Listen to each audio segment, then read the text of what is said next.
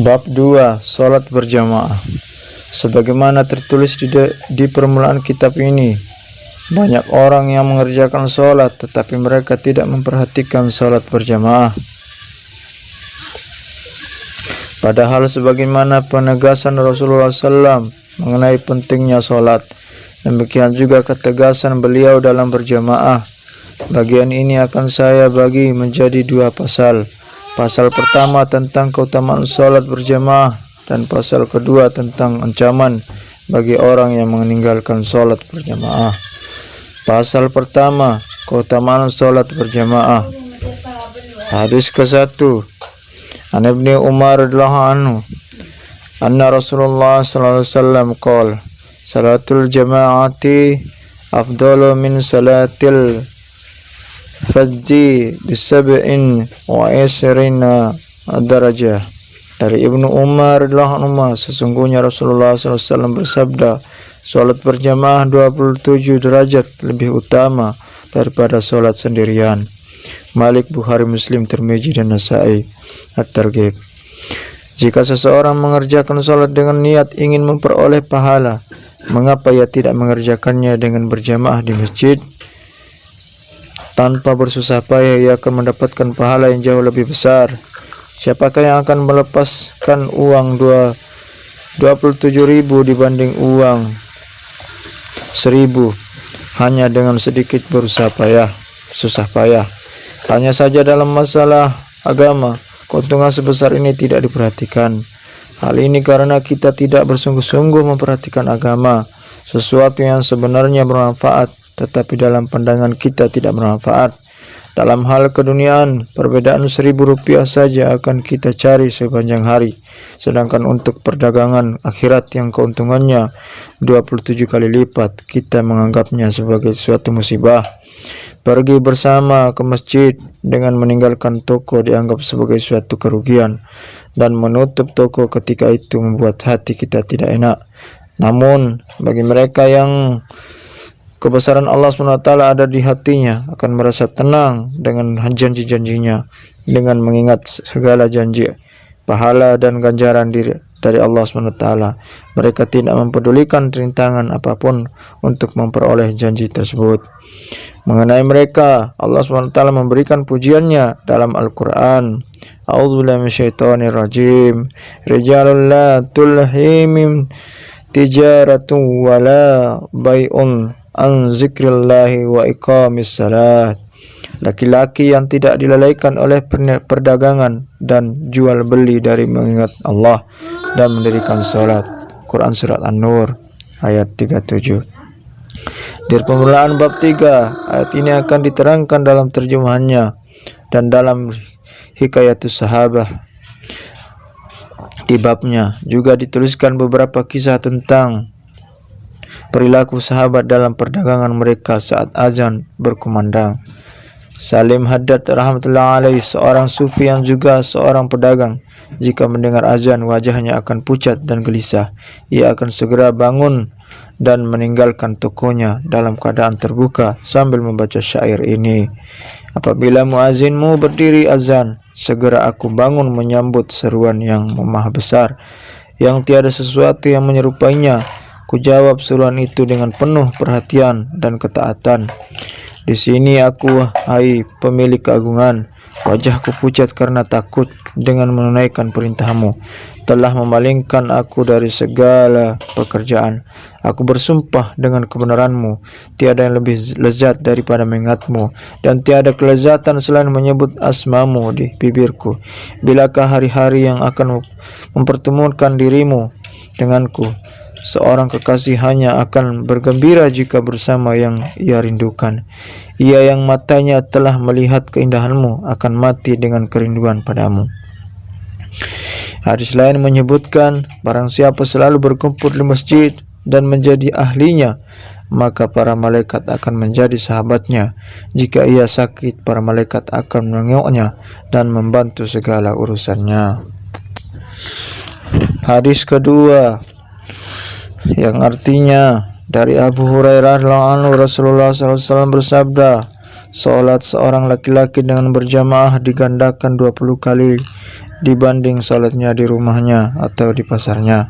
Demikian itu karena jika seseorang berwudu dengan sempurna lalu pergi ke masjid semata-mata untuk salat berjamaah, maka ia tidak melangkah satu langkah kecuali ditinggikan baginya satu derajat dan dihapuskan baginya satu kesalahan. Jika ia salat, maka malaikat selalu berselawat untuknya selama ia di tempat salatnya tanpa berhadas. Ya Allah, ampunilah ia, ya Allah, kasihanilah ia, dan ia dianggap terus-menerus salat selama menunggu salat. Bukhari, Muslim, Abu Daud, Tirmizi, Ibnu Majah, Targhib. Telah disebutkan dalam hadis pertama bahwa keutamaan salat berjamaah adalah 27 derajat lebih utama daripada salat sendirian. Sedangkan dalam hadis ini disebutkan hanya 25 kali lipat. Banyak ulama yang membicarakan hal ini sehingga tampaknya bertentangan. Adapun penjelasan adalah perselisihan antara 25 dan 27 adalah menurut perbedaan dari setiap keadaan. Sebagian ulama berpendapat bahwa perbedaan ini terdapat dalam salat sirri, zuhur dan asar, yaitu berpahala 25 kali. Sedangkan salat jahir, subuh, maghrib dan isya berpahala 27 kali. Sebagian ulama juga berpendapat bahwa pahala 27 derajat itu untuk salat isya dan subuh, sebab salat berjamaah pada waktu subuh dan isya lebih berat daripada salat lainnya. Sebagian ulama menerangkan bahwa berdasarkan hadis lain, Allah SWT senantiasa menambah kenikmatan umat ini, bisa saja dari 25 pahala ditambah menjadi 27 pahala. Ada lagi sebuah penjelasan yang lebih menakjubkan, bahwa hadis mengenai pahala 25 itu bukan sebagai tambahan, tetapi sebagai kelipatan 25. Dengan hitungan ini, maka satu salat akan menghasilkan pahala 33.554.432 derajat. Bagi Allah SWT, pahala sejumlah ini bukan apa-apa, dan jika dihubungkan dengan satu salat yang ditinggalkan yang dosanya adalah satu hukub sebagaimana telah dijelaskan sebelumnya, maka tidak mustahil jika pahala salat mencapai jumlah sekian. Kemudian Rasulullah SAW bersabda, dan sabda beliau hendaknya dipikirkan agar semakin banyak pahala salat berjamaah dan agar kebaikan-kebaikannya selalu bertambah. Barang siapa keluar dari rumahnya dengan wudu yang sempurna dengan niat salat berjamaah di masjid, maka setiap langkahnya akan mendapatkan satu derajat dan menghapus satu dosa. Suatu ketika Banu Salmah, yakni satu kabilah di Madinah Munawwarah yang tinggal jauh dari masjid, berniat pindah ke dekat masjid. Maka Rasulullah SAW bersabda, tetaplah tinggal di sana karena setiap langkahmu akan ditulis sebagai pahala. Hadis lain menyebutkan, jika seseorang berwudu dengan sempurna lalu keluar dari rumahnya dengan niat untuk salat berjamaah, seolah-olah ia keluar dari rumahnya dengan niat ihram untuk haji. Beliau juga bersabda bahwa orang yang duduk di tempat ia salat fardu, maka para malaikat akan terus memohonkan rahmat dan maghfirahnya baginya. Sedangkan para malaikat adalah hamba-hamba Allah yang makbul dan mas'um. Doa-doa mereka tentu akan dikabulkan oleh Allah SWT. Muhammad bin Sima'ah rahmatullahi alaihi, seorang ulama yang masyhur, murid Imam Muhammad rahmatullahi alaihi dan Abu Yusuf rahmatullahi alaihi, meninggal pada usia 103 tahun. Dalam usia setua itu ia masih mampu salat sunat 200 rakaat setiap hari. Selama 40 tahun ia tidak pernah tertinggal takbiratul ula bersama imam kecuali satu kali, yaitu ketika ibunya